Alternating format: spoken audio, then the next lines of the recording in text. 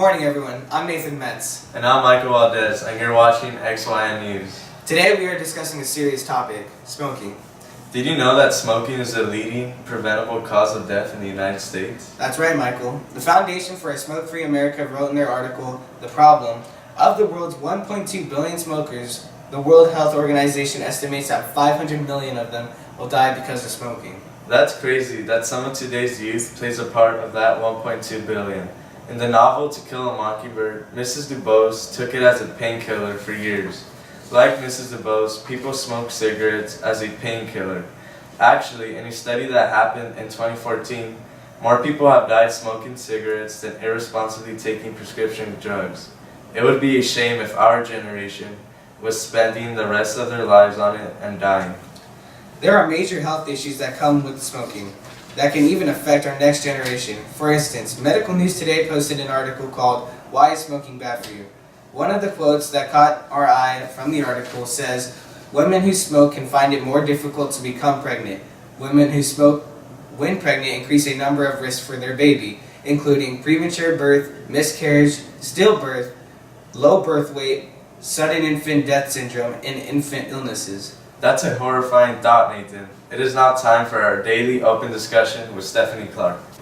I'm Stephanie Clark with the Daily Open Discussion, and today we're going to be looking at in an article written by Everyday Health. It states that smoking also affects the heart and the circulatory system and has been linked to coronary heart disease, the #1 killer in the United States. Cigarette smokers are as much as 4 times more likely to be diagnosed with coronary heart disease than non-smokers and are twice as likely to suffer from strokes.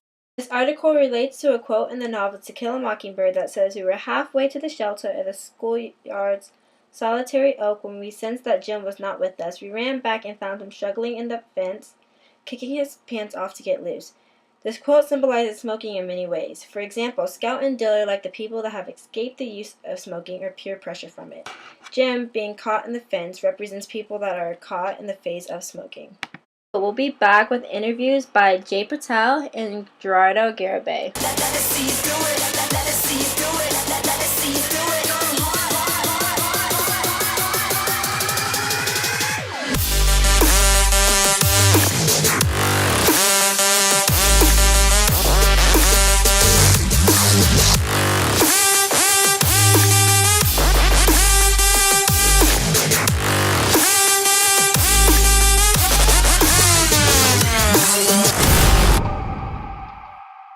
Hi, I'm here with Ms. Harmon. I'm an interviewer.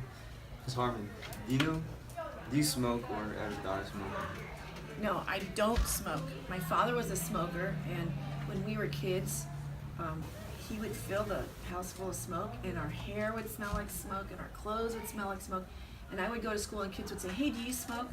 And no, and I realized it's because my dad smoked in the house, so I've never wanted to smoke. What do you think of anti-smoking advertising?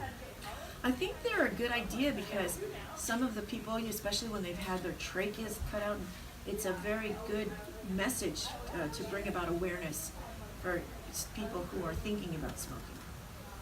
Are you bothered when people smoke around you? I don't like smoke. It bothers me when I breathe it in. In fact, I don't like to go to casinos because of the smoking. It's too overpowering. I don't like it. How would you feel if a loved one got damaged by secondhand smoke? Well, I would be really upset. I would be really upset about it because it's completely preventable. I mean, there's no reason for someone to get hurt. Alright, so I'm here to interview Mr. Donovan about his opinion on smoking. So first question, are you bothered when people smoke around you? Well, not so much bothered. I don't think people really smoke so much. Maybe when you go to other states, maybe when you're in Vegas at a casino, and then it gets bothersome because you got all the smoke in the air, but for the most part, California, we don't really come across it too much. Do your friends smoke? And if they do, how does that affect your guys' relationship? No, none of them smoke either, so they're like myself, and that's probably one of the reasons why we are friends. Okay, thank you very much. Welcome. Back to you, Steph. Thank you, Gerardo, and thank you, Jay. That's all for us today. Once again, I'm Stephanie Clark. I'm Nathan Metz. And I'm Michael Valdez. And you guys have a great morning.